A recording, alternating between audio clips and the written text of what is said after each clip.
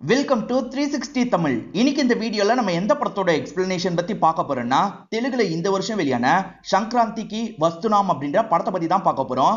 இந்த படம் தமிழ்ல கூட இருக்கு. பார்க்கணும்னு நினைக்கிறவங்க ஃபுல் படத்தை பாருங்க.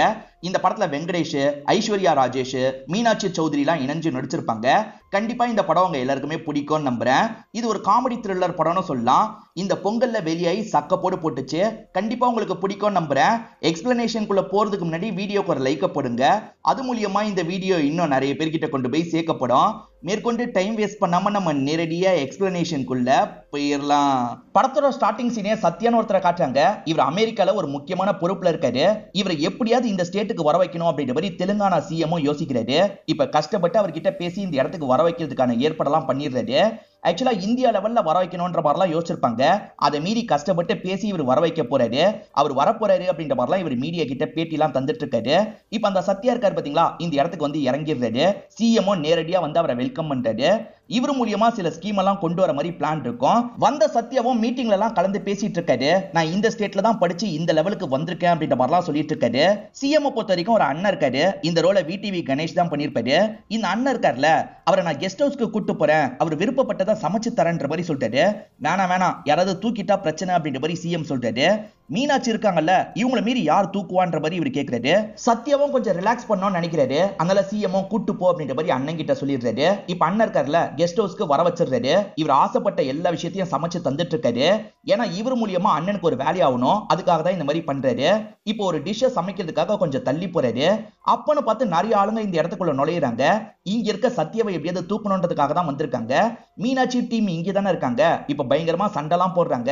மீனாட்சியும் சண்டை போட்டு எப்படியாவது காப்பாத்திரலாம் நினைக்கிறாங்க. ஆனா அதுக்குள்ள அவனுங்க இருக்காங்கல்ல, சத்யாவோட கழுத்துல கத்திய வச்சிடுறாங்க. ஒழுங்கு மரியாதையை கண்ணை கீழே போடு, இல்ல சத்யா கதையை முடிச்சிருவோன்ற மாதிரிலாம் மிரட்டுறாங்க. இப்ப சத்யாவை இழுத்துட்டு இங்க இருந்து தூக்கிட்டு போயிடுறாங்க. மிஸ் ஆயிடுச்சு அப்படின்ற மாதிரி மீனாட்சி யோசிக்கிறாங்க. இது எதுவுமே தெரியாம விடிவி கணேஷ் இருக்காருல, இன்னும் சமையல் வேலையா பார்த்துட்டு இருக்காரு. அதுக்கப்புறம் தான் சத்யா கடத்தப்பட்டுட்டாரு அப்படின்றது இவருக்கு தெரிய வருது. இப்ப சிஎம் பயங்கரமா அண்ணனை புடிச்சு கத்துறாரு. நான் எவ்வளவு சொன்னேன், நீ தான் கேட்கலன்ற மாதிரிலாம் திட்டிட்டு இருக்காரு. இப்ப நாளைக்கு காலையில மீடியாட்கள் எல்லாருமே இந்த இடத்துக்கு வந்துருவாங்க. நான் என்னன்னு பதில் சொல்றது அப்படின்ற மாதிரிலாம் இவர் கேட்டுட்டு இருக்காரு.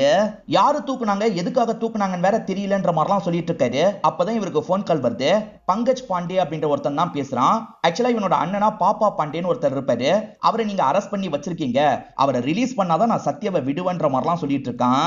இவன் யாரு என்னன்ற மாதிரிலாம் சிஎம் கேக்குறாரு. மீனாட்சி தான் எக்ஸ்பிளைன் பண்றாங்க. இவங்க பேரு பாண்டே பிரதர்ஸ் அப்படின்றது. நிறைய அட்ராசிட்டி எல்லாம் பண்ணிட்டு இருக்காங்க. இவங்களுக்கு எதிராக ஒரு குரூப் இருக்கு, அவங்க பேரு நாயக் பிரதர்ஸ் அப்படின்றது. ரெண்டு பேருக்குள்ளயும் எப்ப பாரு முட்டிக்கிட்டே இருக்கும். அப்படி இருக்கும் போதுதான் பாப்பா பாண்டேவை அரெஸ்ட் பண்ணி வச்சிருக்கோம். அவனை விடுறது பெரிய பிரச்சனையில முடியும்ன்ற மாதிரி சொல்றாங்க.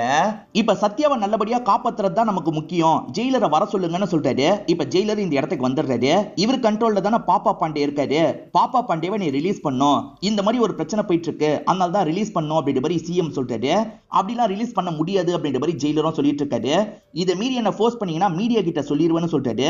இதை கேட்கிற சிஎம் பயங்கரமா ஷாக் ஆயிடுறாரு. கோவப்படாதப்பா, நான் உனக்கு டெஸ்ட் தான் வச்சேன். சிஎம் சொன்னா விட்ரியான்னு பார்த்தேன். சிஎம் சொல்லி கூட விட்ல பாத்தியா, நீ ரொம்ப நேர்மையா வேலையை பாக்குற, கிளம்புன்ற மாதிரி ஜெயிலரை இங்க இருந்து அனுப்பி விடுறாரு. இவன் என்ன இவ்வளவு நேர்மையா இருக்கான், அப்ப எப்படி சத்யாவை காப்பாத்துறது? சத்யாவை நாளைக்கு காலையில மீடியா முன்னாடி நான் காட்டணுமே, இல்லனா பெரிய பிரச்சனை ஆயிடும் அப்படின்ற மாதிரிலாம் சொல்லிட்டாரு. சார் சத்யா மாதிரியே வேற யாராவது இருக்க வாய்ப்பு இருக்கு, அவங்கள கண்டுபிடிச்சா என்னன்ற மாதிரி மீனாட்சி சொல்றாங்க. இப்ப செக் பண்ணி பாக்குறாங்க. அப்படி செக் பண்ணி பார்க்கும்போது அவரை மாதிரியே வேற ஒருத்தர் இருக்கிறது உங்களுக்கு தெரிய வருது. அந்த நபரோட பேரு பிரேம் அப்படின்றது. ஆனா அவரை பொறுத்த வரைக்கும் வழுக்க தலையா இருக்காரு. இந்த நபருக்கு விக்க வச்சா கண்டிப்பா சத்யா மாதிரி தான் இருப்பாரு. இதை வச்சு எப்படியாவது பேலன்ஸ் பண்ணலாம் அப்படின்ற மாதிரிலாம் யோசிக்கிறாங்க. உடனே அவனை தூக்கிட்டு வாங்க அப்படின்ற மாதிரி சிஎம் சொல்லிடுறாரு. இந்த பிரேமை வச்சு கொஞ்ச நாள் தான் நம்ம மேனேஜ் பண்ண முடியும், அதுக்குள்ள சத்யாவை நம்ம எப்படியாவது காப்பாத்தி ஆகணும். இதுக்காக ஒரு ஆபீசர் அப்பாயின்ட் பண்ணுங்க, ரொம்ப ஸ்ட்ராங்கான ஆபீசரா இருக்கணும்ன்ற மாதிரி சிஎம் சொல்லிட்டாரு. அந்த மாதிரி ஒருத்தன் இருக்கான்ற மாதிரி இங்க இருக்க ஆபீசர் சொல்லிட்டாரு. நம்ம ஹீரோவை பத்தி தான் சொல்லிட்டாரு. ஹீரோ பேரு ராஜு அப்படின்றது. ராஜு ஒரு கேங்ஸ்டரை எப்படியாவது காலி பண்ணணும்னு நினைச்சிருப்பாரு. ஆனா அந்த கேங்ஸ்டருக்கு பயங்கர பாதுகாப்புலாம் இருக்கும். 30 நாள்ல காலி பண்றேன்னு சொல்லியிருப்பாரு. ஆனா காலி பண்ணாம சாதாரணமா கடையில உட்காந்து சாப்பிட்டுட்டு இருக்காரு. சார் 30 நாளுக்குள்ள காலி பண்றேன்னு சொன்னீங்க, இன்னும் காலி பண்ணலையேன்ற மாதிரி அசிஸ்டன்ட் கேக்குறாரு. அப்ப இதே ஹோட்டலுக்கு அந்த ரவுடி எதிர வந்து உட்கார்றான். ஹீரோ கன் எடுத்து சட்டுன்னு அவனை ஷூட் பண்ணி கதையை முடிச்சிடுறாரு. அவன் எப்படி இந்த இடத்துக்கு வந்து உட்கார்ந்தான்ற மாதிரி அசிஸ்டன்ட்டுக்கு ரொம்ப ஷாக்கிங்கா இருக்கு. எப்படி இந்த விஷயத்த பண்ணீங்கன்னு ஹீரோ கிட்ட கேக்குறாரு. ஹீரோவும் விஷயத்த சொல்ல ஆரம்பிக்கிறாரு. எல்லா ரவுடிக்கும் ஒரு வீக்னஸ் இருக்கும், அந்த வீக்னஸை கண்டுபிடிக்கணும்னு சொல்லிட்டாரு. அவனை பொறுத்த வரைக்கும் நல்ல சாப்பாடை தேடி பிடிச்சு சாப்பிடுவான், அதை வச்சு நம்ம காலி பண்ணணும்னு இவர் யோசிச்சிருப்பாரு. அதனால அந்த ரவுடி டீம்லயே இவரோட ஆள் ஒருத்தரை சேர்த்து விட்டுருப்பாரு. அவன் எப்ப பாரு இந்த ஹோட்டல்ல ஃபுட் நல்லா இருக்கும், இந்த ஹோட்டல்ல ஃபுட் நல்லா இருக்கும்ன்ற மாதிரி சொல்லிக்கிட்டே இருப்பான். சரி ட்ரை பண்ணி பார்க்கலான்ற மாதிரி அவருமே கிளம்பி போயிருப்பாரு. அப்படிதான் இந்த ஹோட்டலுக்கு வந்திருப்பாரு. ஹீரோவும் கதையை முடிச்சிருக்காரு. இந்த மாதிரி ஒருத்தன் கிட்ட தான் வேலையை ஒப்படைக்கணும், நீங்க வேலையை கொடுங்கன்ற மாதிரி சிஎம் சொல்றாரு. அதுல ஒரு பிரச்சனை இருக்கு சார், அவன் டிபார்ட்மெண்ட்டை விட்டே போயிட்டான்ற மாதிரி சொல்லிட்டாங்க. காரணம் என்னன்னு பாத்தீங்கன்னா டிபார்ட்மெண்ட்ல கண்ட்ரோல் பண்ணிக்கிட்டே இருப்பாங்க. இந்த மாதிரி கண்ட்ரோல் பண்ணிக்கிட்டே இருந்தா எனக்கு இந்த வேலையே வேணான்ற மாதிரி தான் தூக்கி எரிஞ்சிட்டு கிளம்பி இருப்பாரு. அப்ப எப்படி வர வைக்கிறதுன்னு சிஎம் யோசிக்கிறாரு. நான் சொன்னா வருவாருன்ற மாதிரி மீனாட்சி சொல்றாங்க. எப்படின்ற மாதிரி இவர் கேட்கிறாரு. ஏன்னா அவர் என்னோட எக்ஸ்ன்ற மாதிரி இவங்க சொல்றாங்க. ஆக்சுவலா ரெண்டு பேருக்குள்ளேயும் பிரேக்கப் மாதிரி ஏற்பட்டிருக்கும். எவ்வளவு வருஷம் ஆனாலும் சரி உனக்காக நான் வெயிட் பண்ணுவேன்ற மாதிரி அவர் சொல்லிட்டு போயிருப்பாரு. இன்னமும் அவர் எனக்காக வெயிட் பண்ணிட்டு இருப்பாருன்ற மாதிரி மீனாட்சி சொல்றாங்க. அப்படியே கட் பண்ணி நம்ம ஹீரோவை காட்டுறாங்க. ஹீரோ மீனாட்சிக்காக வெயிட் பண்ணல, கல்யாணம் எல்லாம் பண்ணிருக்காரு. அதுவும் ஒரு குழந்தை 2 குழந்தை இல்ல 4 குழந்தை பெற்றிருக்காரு. இவரோட ஒய்ஃப் பேரு பாக்கியம் அப்படின்றது. பாக்கியத்துக்கு இன்னைக்கு அரங்கேற்றம் பண்றதுக்கான வேலையை தான் இவர் பண்றாரு. இவரை பொறுத்த வரைக்கும் வீட்டோட மாப்பிளையா இருக்காரு. மாமனார் செலவுலயே எல்லா ஏற்பாடையும் இவர் பண்ணிடுறாரு. ஆனா கிரெடிட் எல்லாம் மட்டும் இவர் எடுத்துக்கிறாரு. இப்போ ஒய்ஃப் கிட்ட கொஞ்சம் பேசிட்டு இருக்காரு. இவரோட 4 பசங்க உங்க லவ் ஸ்டோரியை சொல்லுங்கன்ற மாதிரிலாம் கேக்குறாங்க. ஹீரோ வேலையை விட்டுட்டு ஒரு ட்ரெயின்ல சோகமா வந்துட்டு இருக்காரு. பாக்கியமும் அதே ட்ரெயின்ல சோகமா உட்காந்துட்டு இருக்காங்க. அவங்க எதுக்காக சோகமா இருக்காங்கன்ற மாதிரி ஹீரோ யோசிக்கிறாரு. ரெண்டு பேருமே மாத்தி மாத்தி பேசிக்க ஆரம்பிக்கிறாங்க. பாக்கியத்துக்கு நிறைய வரன் பார்த்திருப்பாங்க, எதுவுமே செட் ஆயிருக்காது. அப்படியா உங்களுக்கு செட் ஆகலையா அப்படின்ற மாதிரி இவர் ஆச்சரியப்படுறாரு. இப்படி பேசி பேசி இவங்க ரெண்டு பேருமே ரொம்ப க்ளோஸ் ஆயிடுறாங்க. அப்பா இவரை எனக்கு பிடிச்சிருக்குன்ற மாதிரிலாம் பாக்கியம் சொல்றாங்க. சரி கல்யாணம் பண்ணி வச்சிடலாம் அப்படின்ற மாதிரி அப்பா முடிவு பண்ணிருப்பாரு. பாக்கியம் அப்பா இருக்காருல்ல எம்எல்ஏவெல்லாம் வர வச்சிருக்காரு. பொண்ணுக்கு மெடல் தந்தா நல்லா இருக்கும்னு நினைக்கிறாரு. ஆனா பாக்கியம் இருக்காங்கல்ல எம்எல்ஏ சார் என் ஹஸ்பண்ட் கிட்ட வாங்கணும்னு நினைக்கிறேன்ற மாதிரி சொல்றாங்க. சரின்ற மாதிரி இவருமே ஏத்துக்கிறாரு. பாக்கியமா ஹஸ்பண்ட புகழ்ந்து பேசிட்டு இருக்காங்க. ஹஸ்பண்ட் பாக்கியத்தை புகழ்ந்து பேசிட்டு இருக்காரு. எம்எல்ஏவை கண்டுக்க கூட மாட்டாங்க. எம்எல்ஏ பயங்கரமா டென்ஷன் ஆயிடுறாரு. யோ உங்ககிட்ட இருந்து கிடைக்கிற ஓட்டுக்காக என்ன எவ்வளவுதான் அசிங்கப்படுத்துவீங்கன்ற மாதிரி இங்க இருந்து கிளம்பிடுறாரு. ஹீரோ வீட்டோட மாப்பிளையா இருக்கிறதா சொன்ன பாத்தீங்களா, இவருக்கு 2 சகலியும் இருக்காங்கன்ற மாதிரி நமக்கு காட்டுறாங்க. இப்ப நைட்டு நேரம் ஒய்ஃபுக்கு சிக்னல் கொடுக்கலான்றதுக்காக கல்ல வச்சு அடிக்கிறாரு. ஆனா அந்த கல்லு மாமியார் மேல பட்டுது. இப்ப ஒய்ஃப் பார்க்கும்போது இன்னைக்கு ஒன்னா இருக்கலான்ற மாதிரிலாம் சொல்றாரு. ஆனா மாமியார் இதை கவனிச்சிடுறாங்கல்ல. மாமியாரும் அதெல்லாம் முடியாது, ஏற்கனவே 4 குழந்தை ஆயிருச்சு அப்படின்ற மாதிரிலாம் கோவப்பட்டு இருக்காங்க. இப்ப முத சகலியை நமக்கு காட்டுறாங்க. முதுகு சுலுக்கிக்குச்சு, தைலத்தை மட்டும் எடுத்துட்டு ரூம்குள்ள வான்ற மாதிரி ஒய்ஃபை கூப்பிடுறாரு. இப்ப ரெண்டு பேருமே ரூம்குள்ள போய் சந்தோஷமாலாம் இருக்க ஆரம்பிக்கிறாங்க. இப்ப ரெண்டாவது சகலியை காட்டுறாங்க. அவர் இருக்கார்ல கணக்கு வழக்கெல்லாம் பார்க்கணும், நோட் எடுத்துட்டு ரூம்குள்ள வான்ற மாதிரி ஒய்ஃபை கூட்டு போறாரு. வாழ்றீங்கடா அப்படின்ற மாதிரி ஹீரோவா உங்களை பார்த்துட்டு இருக்காரு. ஹீரோவும் பாக்கியமும் ஓபன் ஸ்பேஸ்ல தான் படுத்துட்டு இருக்காங்க. இவங்களுக்கு ஏற்கனவே 4 பசங்க ஆயிட்டாங்கல்ல, இதுக்கப்புறம் இவங்க 2 பேரை சேர விடக்கூடாதுன்றதுக்காக தான் மாமனார் இந்த மாதிரிலாம் பண்ணிட்டு இருக்காரு. மருமகன் எங்கேயும் போயிடக்கூடாதுன்றதுக்காக அவருக்கு பக்கத்திலே தான் இவர் படுத்துட்டு இருக்காரு. தூங்கிட்ட நம்ம பக்கத்துல போயிடலாம் அப்படின்ற மாதிரி ஹீரோ யோசிக்கிறாரு. இப்ப மாமனார் தூங்கணும்னு ஒய்ஃபுக்கு பக்கத்துல வந்துடுறாரு.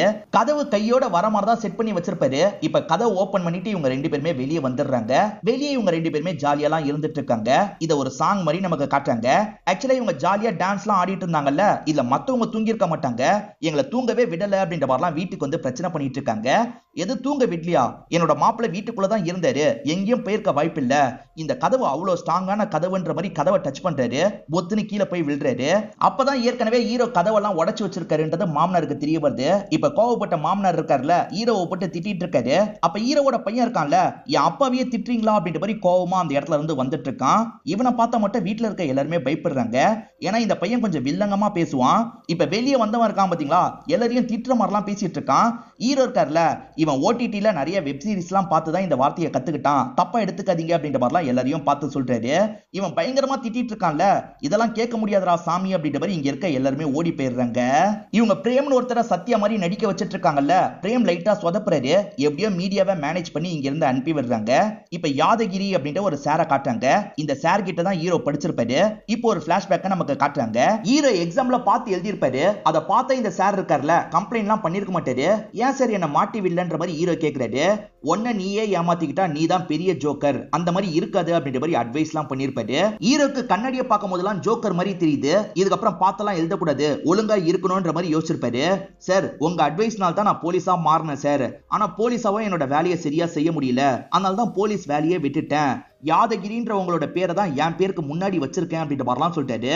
கேட்கும் போது ரொம்ப சந்தோஷமா இருக்குன்ற மாதிரி யாதகிரின்ற சாரும் சொல்றாரு. நான் கிளம்புறேன்ற மாதிரி சோகமா இங்க இருந்து கிளம்புறாரு. அவருக்கு ஏதோ பண தேவை இருக்கு போலன்ற மாதிரி ஹீரோ யோசிக்கிறாரு. நேரடியா தந்தா வாங்க வாய்ப்பு இல்லல்ல, பழங்கள் கொடுக்குற மாதிரி இதை கொடுத்துடணும்னு யோசிக்கிறாரு. அவர் பஸ்ல போயிட்டு இருக்கும் போது இந்தாங்க சார் பழம்ன்ற மாதிரி இவர் நிறைய காசெல்லாம் கொடுத்து அனுப்புறாரு. ஹீரோக்கு 2 சகலைங்க இருந்தாங்கல்ல, அதுல முதல சகல அவரோட ஃப்ரெண்டுக்கு ஆயின்ற மாதிரி மெசேஜ் பண்றாரு. இத பாக்குற ஹீரோ வீட்டுல பெரிய பிரச்சனையே பண்றாரு. ஆயினா ரொம்ப தப்பான வார்த்தை, கட்டி பிடிக்கிறது கொஞ்சிருதுன்னு அர்த்தம்ன்ற மாதிரிலாம் சொல்றாரு. வீட்டுல யாருக்குமே இங்கிலீஷ்லாம் தெரியாது, அதனால ஹீரோ சொல்றதுதான் உண்மை அப்படின்ற மாதிரிலாம் நினைச்சிட்டு இருக்காங்க. எதுக்கியா என்ன மாட்டி விடுறன்ற மாதிரி சகல கேக்குறாரு. ஏண்டா என்னை விட்டுட்டு நீங்க 2 பேரும் சந்தோஷமா இருக்கீங்கல்ல, அதனால தான் அப்படின்ற மாதிரி இவருமே சொல்லிட்டு இருக்காரு. எப்படிலாம் நம்மள கோர்த்து விடுறானே அப்படின்ற மாதிரி அவங்க 2 பேருமே பயந்துட்டு இருக்காங்க. ஹீரோ தன்னை ஒரு ராமர் மாதிரி காட்டிக்கிறாரு. நான் எந்த பொண்ணையும் ஏறெடுத்து பார்த்தது இல்ல, எல்லாமே என்னோட பாக்கியம் மட்டும்தான் அப்படின்ற மாதிரிலாம் டைலாக் பேசிட்டு இருக்காரு. அப்படியே கட் பண்ணி மீனாட்சியை நமக்கு காட்டுறாங்க. இவர் இருக்க பகுதியை கண்டுபிடிச்சுதான் வந்துட்டு இருக்காங்க. எக்ஸாக்டா வீடு எங்கன்னு தெரியல, நான் கூட்டு போறேன், என் அப்பா தான் அவருன்ற மாதிரி ஒரு பையன் வண்டியில ஏறுறான். இப்ப வீட்டுக்கு மீனாட்சியை கூட்டு வந்துடுறான். மீனாட்சி வரதை பாக்குற ஹீரோ பயங்கரமா ஷாக் ஆயிடுறாரு. கல்யாணமே பண்ண மாட்டேன்னு சொன்ன, கல்யாணம் பண்ணி இப்போ ஒரு பையன் வேற இருக்கானா அப்படின்ற மாதிரி மீனாட்சி முறைச்சு பார்த்துட்டு தான் இவரை நோக்கி வந்துட்டு இருக்காங்க. எப்படி சமாளிக்கிறதுன்னு தெரியாம முழிச்சிட்டு இருக்காரு. வந்த மீனாட்சி ஆயின்ற மாதிரி கை கொடுக்குறாங்க. இவரும் பதிலுக்கு ஆய் சொல்றாரு. அச்சச்சோ அசிங்கம் பண்றாங்களே அப்படின்ற மாதிரிலாம் ஒய்ஃப் சொல்றாங்க. ஆயில என்ன அசிங்கம் இருக்குன்ற மாதிரி இவர் கேட்கிறாரு. கொஞ்ச நேரத்துக்கு முன்னாடி நீங்க தானே சொன்னீங்கன்ற மாதிரி ஒய்ஃப் சொல்றாங்க. ஆமல நான் தான் சொன்னல அப்படின்ற மாதிரி யோசிக்கிறாரு. மீனாட்சி தான் எக்ஸ்ன்றது வீட்டுல இருக்க எல்லாருக்குமே தெரிஞ்சிருது. எத்தனை வருஷம் ஆனாலும் சரி உனக்காக வெயிட் பண்ணுவேன்னு சொன்னியே, இதான் வெயிட் பண்ற அழகா, கல்யாணம் ஆகி ஒரு பையனையே பெற்றிருக்க அப்படின்ற மாதிரிலாம் இவங்க சொல்றாங்க. என் அப்பாக்கு ஒரு பையன் மட்டும் இல்ல, மொத்தம் 4 பசங்கன்ற மாதிரி அந்த பையன் சொல்றான். இப்பதான் மீதி 3 பசங்க இந்த இடத்துக்கு வந்துடுறாங்க. அடப்பாவி 4 பசங்களா அப்படின்ற மாதிரி இவங்க ஷாக் ஆகுறாங்க. வீட்டுல எல்லாருமே ஹீரோவை குறை சொல்லிட்டு இருக்காங்க. ஆனா பாக்கியம் இருக்காங்கல்ல, கல்யாணத்துக்கு முன்னாடி தானே லவ் பண்ணாரு, என் மாமாவை பத்தி எனக்கு நல்லா தெரியும், மாமா உங்க லவ் ஸ்டோரியை எனக்கு சொல்லுங்களேன் அப்படின்ற மாதிரிலாம் கேக்குறாங்க. சொல்றேன்ற மாதிரி இவருமே லவ் ஸ்டோரியை சொல்ல ஆரம்பிக்கிறாரு. ஆக்சுவலா மீனாட்சியை பொறுத்த வரைக்கும் ட்ரைனிங்க்கு வந்த பொண்ணா இருப்பாங்க. இவர் ட்ரைனிங் கொடுக்கும் போது லைட்டா பேசி பழகுறாரு. மீனாட்சியும் இவரும் கொஞ்சம் கொஞ்சமா லவ் பண்ண ஆரம்பிச்சிருப்பாங்க. இவங்க 2 பேருமே லவ் பண்ணிக்கிறதெல்லாம் ஒரு சாங் மாதிரி நமக்கு காட்டுறாங்க. ஒரு ஸ்டேஜ்ல 2 பேருமே கிஸ் பண்ணிக்கலாம்னு நினைக்கிறாங்க. அப்பன்னு பார்த்து இவங்களுக்கு ஒரு மிஷன் வந்திருக்கும். இவங்க 2 பேருமே மிஷனுக்காக கிளம்பி இருப்பாங்க. அதோட முடிவுல தான் வேலையை விடலான்ற மாதிரி இவர் யோசிச்சிருப்பாரு. நீ ஏன் வேலையை விட்டுரு, ஏன்னா நம்ம நினைக்கிறத செய்ய முடியாதுன்னு சொல்லிட்டாரு. இல்ல இந்த வேலை எனக்கு ரொம்ப முக்கியம், இந்த வேலையை மட்டும் என்னால விடவே முடியாதுன்ற மாதிரி இவங்க சொல்லியிருப்பாங்க. சரி மீனாட்சி, எத்தனை வருஷம் ஆனாலும் சரி உனக்காக நான் வெயிட் பண்ணுவேன், உன் மனசு மாறுறப்ப என்கிட்ட வான்ற மாதிரி கிளம்பி இருப்பாரு. இப்ப எதுக்காக மீனாட்சி வந்திருக்காங்கன்ற காரணத்தை சொல்ல ஆரம்பிக்கிறாங்க. சத்யான்ற ஒரு முக்கியமான நபரை தூக்கி இருக்காங்க, அவங்க கிட்ட இருந்து எப்படியாவது சத்யாவை காப்பாத்தணும், நீ நினைச்சா முடியும், அதனாலதான் ஹெல்ப் கேட்டு வந்திருக்கன்ற மாதிரி சொல்றாங்க. கண்டிப்பா உனக்காக ஹெல்ப் பண்றதுக்கு வரேன், என் ஒய்ஃப் கிட்ட சொல்லிட்டு வரேன்ற மாதிரி ஒய்ஃப் கிட்ட பர்மிஷன் கேட்கறதுக்காக வராது. ஆனா ஒய்ஃப் இருக்காங்கல்ல, பத்ரகாளி மாதிரி இந்த இடத்துல முறைச்சிட்டு இருக்காங்க. நான் கோபமா கேட்டிருந்தேன்னா கதையில நிறைய விஷயத்த மறைச்சிருப்பீங்க, அதனாலதான் உங்ககிட்ட சிரிச்சுக்கிட்டே நான் கதையை கேட்டேன். 2 பேருமே அவ்வளவு நெருக்கமா இருந்திருக்கீங்க, இப்ப திரும்பி போனீங்கன்னா நெருக்கம் ஆயிட மாட்டீங்க, என்ன நிச்சயம், கண்டிப்பா உங்களை போக விட மாட்டேன் அப்படின்ற மாதிரிலாம் இந்த இடத்துல சொல்லிட்டு இருக்காங்க. கண்டிப்பா போற வழியில எங்களுக்குள்ள நெருக்கம் எல்லாம் உண்டாகாது அப்படின்ற மாதிரி ஹீரோ சொல்லிட்டாரு. போற வழியில இடி இடிக்கிற சவுண்ட் கேக்குது, அவ கட்டி பிடிச்சிடறா, என்ன செய்வீங்கன்ற மாதிரி கேக்குறாங்க. எது இடி இடிக்கிறதுக்கெல்லாம் நான் பயப்படுவேனா, நான் ஒரு போலீஸ் ஆபீசரு, உங்களுக்கு தெரியுமா தெரியாதான்ற மாதிரி மீனாட்சி கேக்குறாங்க. அப்பன்னு பார்த்து இடி இடிக்குது. மீனாட்சி பயத்துல என்ன பண்றாங்கன்னா ஹீரோ வந்து கட்டி பிடிச்சிடுறாங்க. இதுக்கு தான் நான் பயப்படுறேன், கண்டிப்பா உங்க 2 பேரை நான் அனுப்ப மாட்டேன்ற மாதிரிலாம் இவங்க சொல்றாங்க. ஆக்சுவலா இவங்க எல்லாம் இருக்கிறது வேற ஸ்டேட்டா இருக்கும். அந்த ஸ்டேட் சிஎம்ஏ பேச விடலான்ற மாதிரி வீடியோ கால்ல சிஎம்ஏ வர வச்சிடுறாங்க. எங்க ஸ்டேட்ல ஒரு பெரிய பிரச்சனை போயிட்டு இருக்குமா, கண்டிப்பா சத்யாவை காப்பாத்தி ஆகணும், நீ பர்மிஷன் தான்ற மாதிரிலாம் பாக்கியம் கிட்ட கேக்குறாரு. பாக்கியமும் பதிலுக்கு ஒரு கண்டிஷனை போடுறாங்க. நானும் என்னோட ஃபேமிலியும் கூட வருவோம், ஓகேவான்ற மாதிரி கேக்குறாங்க. வேற வழி இல்லல்ல, ஓகேன்ற மாதிரி சிஎம்ஓ ஏத்துக்கிறாரு. இப்ப ஃபேமிலியா சேர்ந்து கிளம்பலான்ற மாதிரிலாம் இவங்க யோசிக்கிறாங்க. இவங்க எல்லாம் இந்த இடத்துக்கு வரதுக்குள்ள வேற ஒரு பிரச்சனை நடந்திருக்கும், அதை பத்தி சிஎம்ஓ சொல்றாரு. ஆக்சுவலா பங்கஜ் பாண்டே அப்படின்றவன் தானே வெளியே எடுக்கணும்னு ட்ரை பண்ணிட்டு இருக்கான். அந்த பங்கஜ் பாண்டேக்கு எதிரியான நாயக் பிரதர்ஸ் அட்டாக் பண்றதுக்காக இவனோட இடத்துக்கு வராங்க. 2 குரூப்புக்குள்ளேயும் பயங்கரமா சண்டை ஏற்பட்டிருக்கும். அந்த நாயக் குரூப்ல ஒரு பிரதர் இறந்து போயிடுவாரு, ஒருத்தர் மட்டும் தப்பிச்சு ஓடிடுறாரு. சத்யாவை காப்பாத்துறது மட்டும் உன்னோட வேலை கிடையாது, இன்னும் 2 ரவுடிங்க வெளியே இருக்காங்கல்ல, அவங்களையும் சேர்த்து பிடிக்கிறது தான் உன்னோட வேலை, நீ புடிச்சிட்டு வருவன்னு எனக்கு நம்பிக்கை இருக்குன்ற மாதிரிலாம் சிஎம் பேசிட்டு இருக்காரு. கண்டிப்பா நான் புடிச்சிட்டு வரேன் சார் அப்படின்ற மாதிரி ஹீரோவும் சல்யூட் அடிக்கிறாரு. அப்படி அடிச்ச சல்யூட்டை எடுக்காம இருக்காரு. போதம்பா எடுன்ற மாதிரி சிஎம் சொல்றாரு. சார் நானும் எடுக்கணும்னு தான் நினைக்கிறேன், ஆனா எடுக்க முடியலன்ற மாதிரி ஹீரோ சொல்றாரு. எது எடுக்க முடியலையான்ற மாதிரி எல்லாருமே ஷாக்க வராங்க. ஹீரோ உடம்பு ரொம்ப வீக்கா இருக்குன்னு இப்பதான் எல்லாருக்குமே தெரியுது. இப்ப செக் பண்றதுக்காக டாக்டர் வந்துடுறாரு. டாக்டர் இருக்கார்ல, 6 வருஷமா இவர் எக்ஸசைஸ்னு எதுவுமே பண்ணல சார், அதனால தான் பாடி ரொம்ப வீக்கா இருக்கு, இவரை வச்சு நீங்க மிஷன்லாம் பண்ணவே முடியாதுன்னு சொல்லிட்டாரு. இப்ப என்னதான் பண்றதுன்ற மாதிரி சிஎம் யோசிக்கிறாரு. பலத்தை விட புத்திசாலித்தனம் உங்ககிட்ட அதிகமா இருக்கு, அதை யூஸ் பண்ணி எப்படியாவது இந்த மிஷனை முடியுன்ற மாதிரிலாம் சிஎம் சொல்றாரு. ஹீரோவும் சரின்ற மாதிரி ஏத்துக்கிறாரு. ஆக்சுவலா ஜெயிலரு பாப்பா பாண்டேவா அனுப்ப மாட்டேன்னு சொன்னார்ல, அவனை மீறி நீதான்ப்பா எப்படியாவது தூக்கணும் அப்படின்ற மாதிரி சொல்றாரு. ஹீரோக்கு ஜெயில இருக்க சில ஆளுங்களை தெரியும், திட்டமிட்டு ஒரு பிரச்சனையை உருவாக்க சொல்றாரு. ஜெயில இருக்க ஆளுங்க இருக்காங்கல்ல, வேணும்ட்டே ஒரு பிரச்சனையை உருவாக்குறாங்க. அந்த பிரச்சனையில பாப்பா பாண்டேவை போட்டு பயங்கரமா அடிச்சிடுறாங்க. அப்ப ஜெயிலரும் வந்து அந்த கலவரத்தெல்லாம் கண்ட்ரோல் பண்றாரு. பாப்பா பாண்டேக்கு பயங்கரமா அடிபட்டுருக்குல்ல, ஹாஸ்பிட்டலுக்கு கொண்டு போலாம் அப்படின்ற மாதிரி கொண்டு போயிட்டு இருக்காரு. அந்த ஹாஸ்பிட்டல்ல இவங்க டாக்டர்ஸ் மாதிரி வந்துடுறாங்க. எப்படியாவது பாப்பா பாண்டேவை தூக்கணும்னு நினைக்கிறாங்க. போலீஸை மீறி தூக்குறது கஷ்டம்ல, அதுக்காக ஒரு ஐடியா பண்றாங்க. ரூம்குள்ள நிறைய ஆட்கள் வந்து அட்டாக் பண்ண மாதிரிலாம் டிராமா பண்றாங்க. சரி இவனை தூக்குறதுக்கு ஆளுங்க வந்திருக்காங்க போல, கேர்ஃபுல்லா இருக்கணும்ன்ற மாதிரிலாம் சொல்றாங்க. ஆளுங்களும் சுத்தி முத்தி தேடிட்டு இருக்காங்க. அந்த கேப்ல இவங்க இருக்காங்கல்ல, டைவர்ட் பண்ற மாதிரி சில விஷயங்களை பண்றாங்க. ஆளுங்களாம் ஒரு பக்கம் போறாங்க, இவங்க பாப்பா பாண்டேவை தூக்கிட்டு கிளம்பிடுறாங்க. டாக்டர்ஸ் மாதிரி நடிச்சு தூக்கிட்டாங்க போல அப்படின்ற மாதிரி ஜெயிலர் கோவப்பட்டு இருக்காரு. இப்ப பாப்பா பாண்டேவை இவங்க பங்கஜ் பாண்டே கிட்ட பேச வச்சிட்டு இருக்காங்க. அதான் அண்ணனை வெளியே கொண்டு வந்துட்டோம்ல, நீங்க சத்யாவை விட்டுருங்கன்ற மாதிரி கேக்குறாங்க. அண்ணனை என்கிட்ட கொண்டு வந்து ஒப்படைங்க, அப்பதான் சத்யாவை விடுவன்ற மாதிரிலாம் பங்கஜ் பாண்டே சொல்றாரு. பாக்கியம் சாப்பிடாம அழுதுட்டு இருக்காங்க. என்னாச்சுன்னு ஹீரோ கேக்குறாரு. நீங்க அவளை கொஞ்சிக்கிட்டே இருக்கீங்கல்ல, கஷ்டமா இருக்குன்ற மாதிரிலாம் சொல்லிட்டாங்க. அப்படிலாம் கிடையாது, எனக்கு அவளை விட ஒன்னதான் பிடிக்கும், அவெல்லாம் என்ன அழகு, நீ தான் பேர் அழகி அப்படின்ற மாதிரி இவங்களை புகழ்றாரு. அதே சமயம் மீனாட்சியை கிண்டல் பண்ணிட்டு இருக்காரு. மீனாட்சி பின்னாடி வந்து நிக்கிறாங்க. இது தெரியாம இவர் பாட்டுக்கு கிண்டல் பண்ணிட்டு இருக்காரு. ஒரு ஸ்டேஜ்ல மீனாட்சியும் டென்ஷன் ஆன மாதிரி இவரை பிடிச்சிடுறாங்க. அப்பதான் பின்னாடி வந்து நிக்கிறது இவருக்கு தெரிய வருது. எதுக்காக சொல்லன்னு வைஃபி கிட்ட கேக்குறாரு. எங்க இப்பதான் எனக்கு நிம்மதியா இருக்கு, நான் இப்ப போய் வேலையை பாக்குறேன்னு போறாங்க. பாக்கியம் இருக்காங்கல்ல, இந்த இடத்துல சாப்பாடு உருண்டையெல்லாம் ரெடி பண்ணிட்டு இருக்காங்க. அந்த உருண்டையில ஒன்ன பாப்பா பாண்டே கிட்ட தரலாம்னு நினைக்கிறாங்க. இதெல்லாம் எனக்கு செட் ஆகாதுமா, வேணான்னு சொல்றாரு. சும்மா சாப்பிடுங்கன்னு அப்படின்ற மாதிரி இவங்க லைட்டா புடிச்சு தள்ளுறாங்க. இவங்க தள்ளின போர்ஸ்ல அவர் இருக்காரு பாத்தீங்களா, இந்த மலையில இருந்து உருண்டு கீழே போயிட்டு இருக்காரு. ஏன் இப்படி பண்ணன்ற மாதிரிலாம் எல்லாருமே கேக்குறாங்க. இப்ப உருண்டு போனவர் காயம் படாம ஒரு இடத்துல போய் விழுந்துடுறாரு. நல்ல வேலை தப்புஸ்டர்னு யோசிக்கிறாங்க. வண்டி மட்டும் வரலன்னா பிரச்சனை இல்லைன்ற மாதிரி பாக்கியம் சொல்லிட்டாங்க. அப்பன்னு பார்த்து ஒரு லாரி வருது, இவரை அடிச்சு தூக்கிடுது. இப்ப இவர் பறந்து போய் விழுறாருல, எல்லாருமே என்னாச்சு ஏதாச்சுன்னு பாக்குறதுக்காக வராங்க. பார்த்தா இந்த இடத்துல இவர் இறந்து போயிடுறாரு. இப்ப மீனாட்சி பயங்கரமா டென்ஷன் ஆயிடுறாங்க. எல்லாம் இந்த பாக்கியத்தால வந்தது, இவளெல்லாம் கூட்டியே வந்திருக்க கூடாது அப்படின்ற மாதிரிலாம் சொல்லிட்டாங்க. நான் என்ன பண்ணேன், சாப்பிடுங்கன்ற மாதிரி தந்தேன், அவர் விழுந்ததுக்கு நான் என்ன பண்ண முடியும்ன்ற மாதிரிலாம் பாக்கியம் கேக்குறாங்க. இப்ப இந்த விஷயத்த சிஎம் கிட்ட சொல்லணும்ல, சிஎம் கிட்ட வீடியோ கால்ல இதை சொல்லிட்டு இருக்காங்க. இப்ப என்ன பண்ண போறீங்கன்ற மாதிரிலாம் சிஎம் ஷாக் ஆயிட்டு இருக்காரு. சார் கவலைப்படாதீங்க, நான் எப்படியாவது மேனேஜ் பண்றேன் அப்படின்ற மாதிரி ஹீரோ சொல்லிட்டாரு. கொஞ்ச நேரத்துல வீடியோ கால் பண்ணுவான், எப்படி மேனேஜ் பண்ணுவான்ற மாதிரி மீனாட்சி கேக்குறாங்க. ஒரு வழி இருக்குன்ற மாதிரி இவருமே சொல்லிட்டாரு. ஆக்சுவலா கயிறை வச்சு இழுத்து கை கால்லாம் அசைற மாதிரி பண்ணிடலாம்னு சொல்லிட்டாரு. கொஞ்ச நேரத்துல பங்கஜ் பாண்டேவும் கால் பண்றான். அண்ணனோட கெட்டப் எல்லாம் மாத்தி இவங்க உட்கார வச்சிருக்காங்க. கை காலெல்லாம் இவங்களால அசைக்க முடியுது. அது மூலியமா அவர் உயிரோட இருக்க மாதிரிலாம் நம்ப வைக்கிறாங்க. அவனுங்களுமே ஒரு ஸ்டேஜ்ல நம்பிடுறாங்க. இப்ப இவங்க எல்லாருமே வேன்ல டிராவல் பண்ணிட்டு இருக்காங்க. அப்படி டிராவல் பண்ணிட்டு இருக்கும் போது மீனாட்சி இருக்காங்கல்ல, வேணும்ட்டே ஓவர் கோட்டை கலட்டுறாங்க. ஹீரோவை செடியூஸ் பண்ற மாதிரிலாம் பண்ணிட்டு இருக்காங்க. இத பாக்குற பாக்கியத்துக்கு பயங்கரமா கோவம் வருது. இவங்க டென்ட்ல இருக்காங்க. டென்ட்டுக்குள்ள ஹீரோவை கூட்டிட்டு போறாங்க. சுத்தி காட்டுறதுக்காக தான் கூட்டிட்டு போயிருப்பாங்க. ஆனா வெளியே வரும்போது ஒன்னா இருக்க மாதிரிலாம் இவங்க ஆக்டிங்க பண்றாங்க. பாக்கியத்தை கடுப்பாக்குறதுக்காக தான் இந்த மாதிரி பண்ணிட்டு இருக்காங்க. எதுக்காக அவளை கடுப்பாக்குறதுக்காக இந்த மாதிரிலாம் பண்ணிட்டு இருக்கன்ற மாதிரி ஹீரோவும் கேக்குறாரு. பின்ன என்ன, அவ என்ன கடுப்பேத்திக்கிட்டே இருக்கா, அதனால தான் பதிலுக்கு வெறுப்பேத்திட்டு இருக்கன்ற மாதிரி சொல்றாங்க. ஹீரோக்காக இவங்க ரெண்டு பேர் மாத்தி மாத்தி சண்டை போட்டுக்கிட்டே இருக்காங்க. இத பாக்குற ஹீரோக்கும் பயங்கரமா கோவம்லாம் வருது. அந்த கோவத்துல இவர் இருக்கார்ல, பக்கத்துல இருக்க செவர்ல ஓங்கி குத்துறாரு. பார்த்தா அந்த செவரே உடைஞ்சிருது. இத பாக்குற டாக்டர் ஷாக் ஆயிடுறாரு. சரி இவங்க சண்டை போடுறத பார்க்கும்போது உங்களுக்கு உங்களோட பழைய பவர்லாம் கொஞ்சம் கொஞ்சமா வருதுன்னு சொல்றாரு. இவங்க இருக்கிற இடத்துக்கு ஜெயிலர் வந்துடுறாரு. பாப்பா பாண்டேவோட போட்டோவை காமிச்சு பாப்பா பாண்டே கிட்டே இவர் கேட்டுட்டு இருக்காரு. அவர் தான் டெட் பாடி ஆயிட்டார்ல, எதுவுமே பேசாம உட்காந்துட்டு இருக்காரு. பக்கத்துல இருக்க ஹீரோவும் ஹீரோயினும் சமாளிக்கிறாங்க. இந்த ஜெயிலர் அசிஸ்டன்ட்டுக்கு டவுட் வருது. சார் இவங்க டாக்டர்ஸ் மாதிரியே இருக்காங்க, நல்லா பாருங்களேன் அப்படின்ற மாதிரி சொல்லிட்டாரு. இந்த ஜெயிலரும் பாக்குறாரு. சேச்சா அவங்க கண்ணெல்லாம் வேற மாதிரி இருந்தது, இவங்க அவங்க இல்லன்ற மாதிரிலாம் சொல்றாரு.